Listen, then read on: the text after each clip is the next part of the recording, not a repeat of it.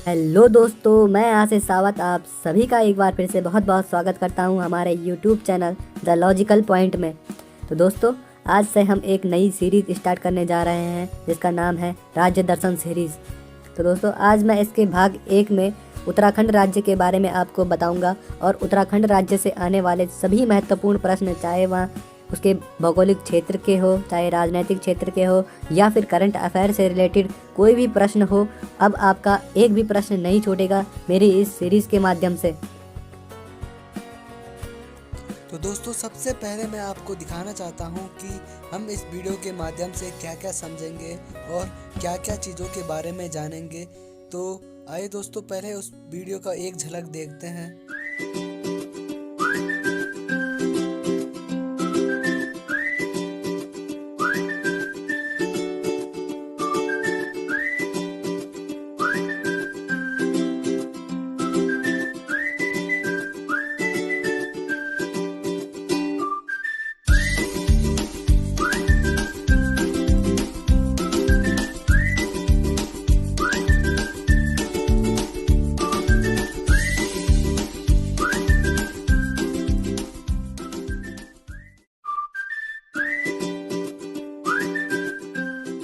के माध्यम से हम जानेंगे उत्तराखंड का भौगोलिक क्षेत्रफल, उत्तराखंड का राजनीतिक करंट, चार धाम यात्रा के बारे में, महत्वपूर्ण मुख्यालयों के बारे में, उत्तराखंड की महत्वपूर्ण नदियाँ, डैम और महत्वपूर्ण पर्यटन स्थल, और उसके साथ साथ उत्तराखंड के लोक नृत्यों के बारे में इस वीडियो में देखने वाले हैं। तो आइए दोस्तों, शुरू करते हैं ये वीडियो। अगर हम बात करें उत्तराखंड के भौगोलिक क्षेत्रफल व उसकी संरचना की, तो उत्तराखंड का क्षेत्रफल लगभग 53,483 किलोमीटर स्क्वायर के क्षेत्रफल में फैला हुआ है, जिसकी राजधानी देहरादून में स्थित है।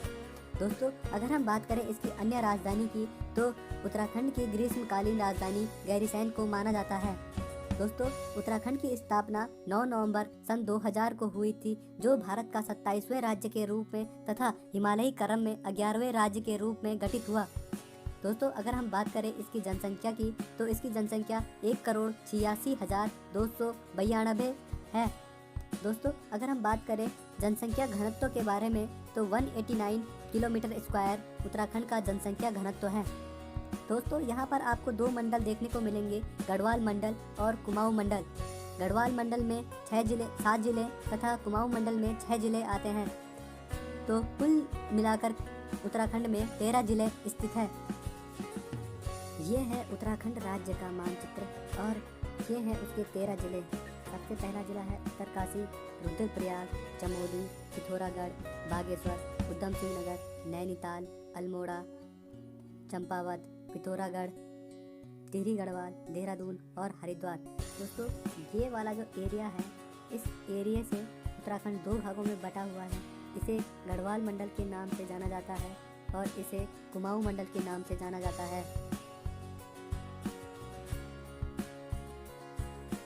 तो दोस्तों, अगर हम बात करें उत्तराखंड के राजकीय चिन्हों के बारे में, तो उत्तराखंड का राजकीय पशु कस्तूरी मृग, राजकीय पुष्प ब्रह्मकमल, राजकीय वृक्ष बुरांस, राजकीय पक्षी मोनाल, राजकीय तितली कॉमन पीकॉक बटर फ्लाई,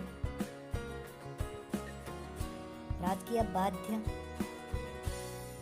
ढोल और दमाऊ, राजकीय चिन्ह की बात करें, तो राजकीय चिन्ह में कुछ विशेष प्रश्न जो आप उत्तराखंड के एग्जामों में पूछे जा सकते हैं कि उत्तराखंड के राजकीय चिन्ह में गंगा की कुल कितनी नदियां हैं। दोस्तों, इसमें गंगा की कुल 4 नदियां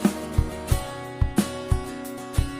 3 पर्वत समूह और बीच में अशोक स्तंभ शामिल है और इस पर लिखा हुआ है सत्यमेव जयते, जो कि उत्तराखंड का राष्ट्रीय जाना जाता है। अब दोस्तों, अगर हम बात करें उत्तराखंड में 4 धाम की, तो उत्तराखंड के 4 धाम बद्रीनाथ, केदारनाथ, यमुनोत्री और गंगोत्री हैं। अगर हम बात करें बद्रीनाथ की, तो बद्रीनाथ में भगवान विष्णु की पूजा होती है।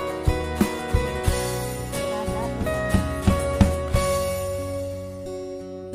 और यमुनोत्री में यमुना की पूजा होती है। तथा अगर हम बात करें गंगोत्री में, तो गंगोत्री में गंगा की पूजा की जाती है। दोस्तों, जैसे कि मैंने आपको बताया था कि उत्तराखंड के 4 धाम तो उत्तराखंड के 4 धामों की इमेज मैंने यहाँ पर लगा दी है। यह है यमुनोत्री, यह है गंगोत्री और ये हमारा केदारनाथ और यह बद्रीनाथ मंदिर है। तो दोस्तों अगर हम बात करते हैं उत्तराखंड के महत्वपूर्ण मुख्यालयों के बारे में तो हम सबसे पहले बात करेंगे लवासना के बारे में। लवासना का पूरा नाम लाल बहादुर शास्त्री राष्ट्रीय प्रशासनिक अकादमी है। इसकी स्थापना सितंबर 1959 को मसूरी देहरादून में हुई। वर्तमान समय में यहाँ प्रशासनिक प्रशिक्षण संस्थान के रूप में कार्य करता है। अगर हम बात करें अगले मुख्यालय की तो अगला मुख्यालय है भारतीय वन अनुसंधान केंद्र। दोस्तों भारतीय वन अनुसंधान केंद्र का मुख्यालय देहरादून में स्थित है। इसकी स्थापना सन 1906 में की गई थी तथा 1991 से इसे डीम्ड विश्वविद्यालय का दर्जा मिला।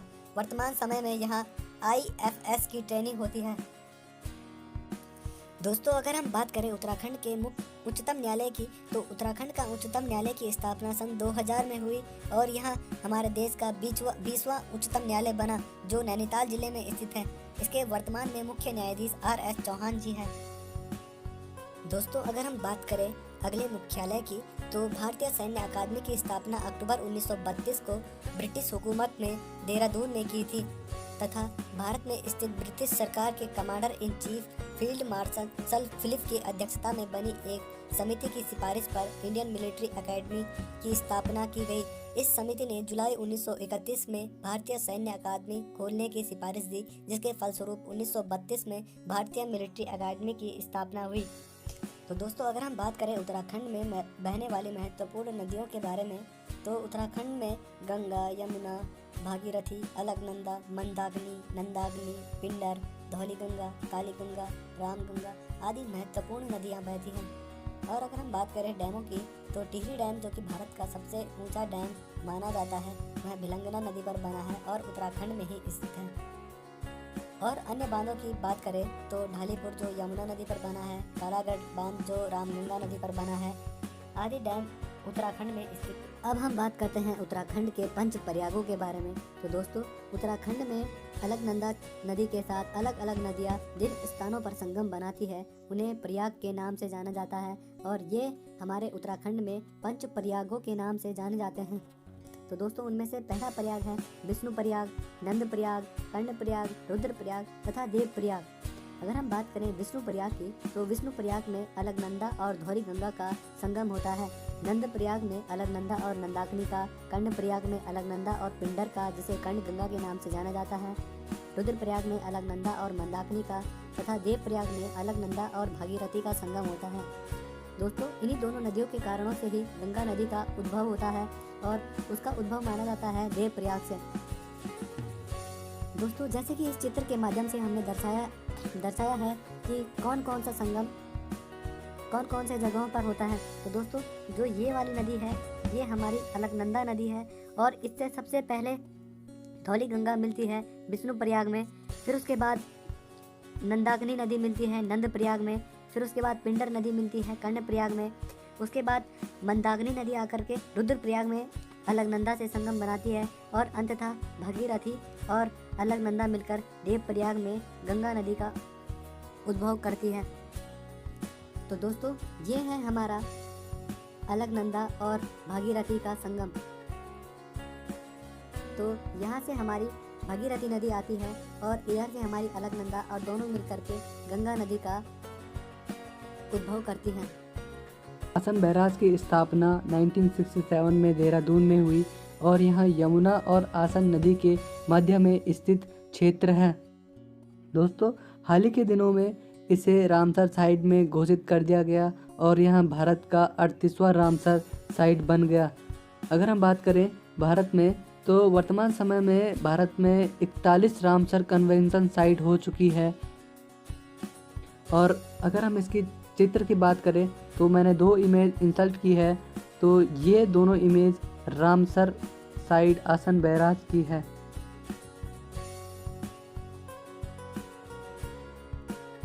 दोस्तों ये मैंने कुछ जानकारी रखी है टिहरी डैम के बारे में जो पेपरों में अक्सर पूछी जाती है।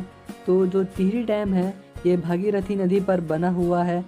यह उत्तराखंड का ही नहीं बल्कि भारत का भी सबसे ऊंचा डैम है। इसकी ऊंचाई 161.5 सेंटीमीटर है दोस्तों यह आंकड़ा बहुत ही महत्वपूर्ण है और कई बार पेपरों में पूछा जाता है। टिहरी डैम की ऊंचाई 161.5 सेंटीमीटर है।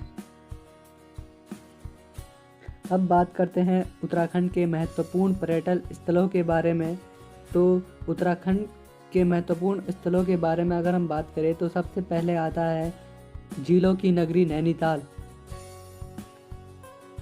उसके बाद शिव की नगरी उत्तराखंड की राजधानी देहरादून। यह है हमारा खिरसू। यह है हमारे उत्तराखंड की ग्रीष्मकालीन राजधानी गैरीसैंण।